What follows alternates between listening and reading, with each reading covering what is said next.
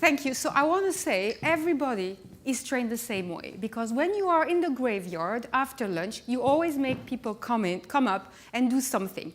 The difference culturally is I would have asked you not to slap your neighbor, but actually to turn around in a French way. I'm here today to talk about leadership as a hard criteria of investment. I came in at 11 this morning, and I was listening to the presentation, and one thing struck me. For one word about people, team, capability, skill set, 3 words were about data, numbers, and statistics. And that is interesting. At lunchtime, I was sitting by Dorothy, who very nicely chaired the previous panel, the panel before lunchtime. And she asked me, so Marianne, what do you do? And I said, well, I founded a company called Lead the Future, which is a leadership laboratory. And then the next question was, so what's your background? And I said, well, take a guess. And she said, in that order, you were an HR or you were a coach? And I say, absolutely not. I'm a hardcore finance person.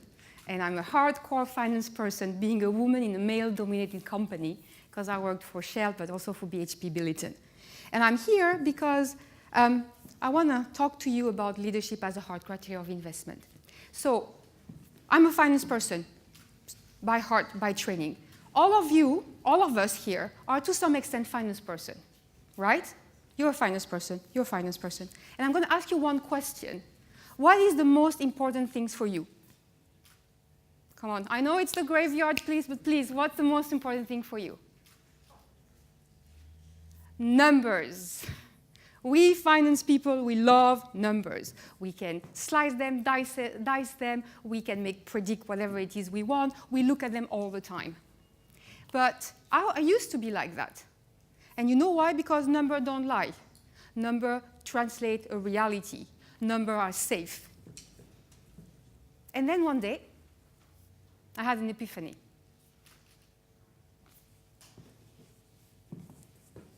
In 2011, I joined BHP Billiton as their head of finance and commercial. And I'm sure all of you know about BHP Billiton, and they're this massive mining company in Africa. I joined, I had one brief. We were going to deploy 800 million of capital in Africa. 800 million. And I was going to be one of the person who was actually signed this check. I don't know how many of you signed $800 million check, but for me it was a pretty daunting exercise. Yeah. The finance side of me was like, 800 million, look how many spreadsheet, projection, GDP growth estimate, cost estimate I was going to have to review. We started the process, and we were going through the motion every day, talking about the project and everything. And we were talking about number, but that was not the core of what we were talking about. What we were spending a lot of time talking about was actually people, but people and their leadership.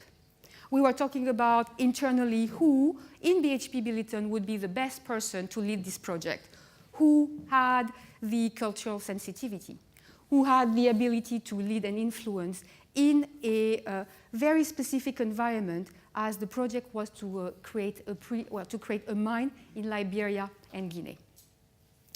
We were talking about which type of partner we wanted to come on the journey with us. We wanted to have a dormant partner. We wanted to have people with a specific know-how. What can they bring? What type of leadership and skill set those people could bring with us on the project to make it a delivery, to make it a success on the delivery side.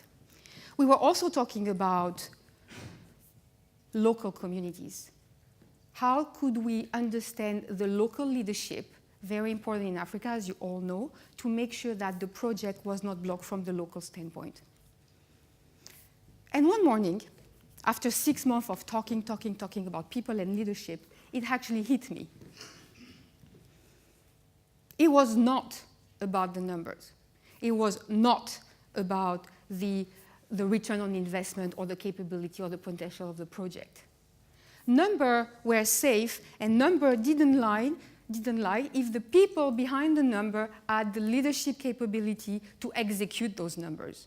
It was about problem solving. It was about cultural sensitivity. It was about crisis management. It was about agile thinking, observing, and adjusting to what was the environment about. And 2 weeks later, I was going to sign this check. So, what does it mean for you? I know that that's not me. That was not planned. That was not part of the presentation. And they killed my dramatic effect.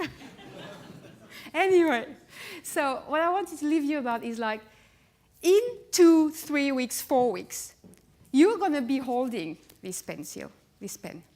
You're going to be holding this piece of paper. And you're going to have to take a decision on investment. At this moment, I want you to pause and think about those 3 following things. First, what do you really know about the people behind this project? How good they are? What are their leadership skills, capability? What's their track record? Can they inspire? Can they influence? First question. The second question I would like you to ask yourself is, have you actually done a real due diligence on the people side, on the leadership skills side? Not the numbers, not the track record of this or that, the people behind it. Looking at, I don't know, if you're talking about stock, looking at the different annual reports, looking at the strategy side from one year to another and finding out, as the person who committed to deliver on a certain strategy, can you see the result in the next year? Look at, what type of changes in the management team have happened in the meantime. Second question. And the last question, I want you to think for a second and ask, would I give that people my own money? Would I do that? If you can univocally say yes to all those 3 questions, with your driver, your motivation, your environment, your experience, I want you to take this pen, I want you to take this piece of paper, and I want you to sign the damn check, because leadership is a hard criteria for investment. Thank you.